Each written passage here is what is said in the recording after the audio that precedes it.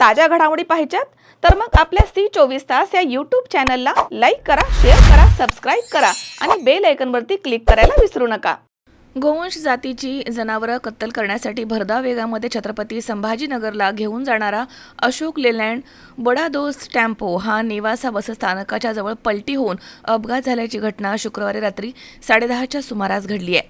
कत्तल करण्यासाठी चालवलेल्या 5 गोवंश जातीच्या जनावरांची नेवासा पोलिसांनी सुटका करत 3,67,000 रुपयांचा मुद्देमाल जप्त करून छत्रपती संभाजीनगरच्या दोघांसह नेवाशामधील एकाविरुद्ध नेवासा पोलीस ठाण्यामध्ये विविध कलमान्वये गुन्हा दाखल करण्यात आलाय.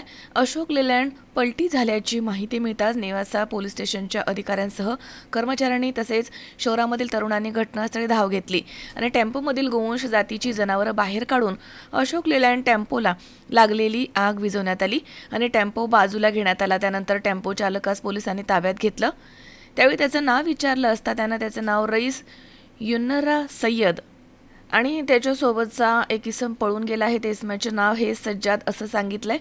त्याच्याकडील टेम्पोमधील जनावरांबाबत चौकशी केली असता सदर जनावरं ही नेवासा खुर्द येथील बाबू कुरेशी याच्या मालकीची असून ते छत्रपती संभाजीनगर इथे कत्तलीसाठी घेऊन चाललो होतो असं त्यानं सांगितलं. तसेच टेम्पो चालकाच्या तोंडामधनं दारू पिल्याचा उग्र वास देखील येत होता.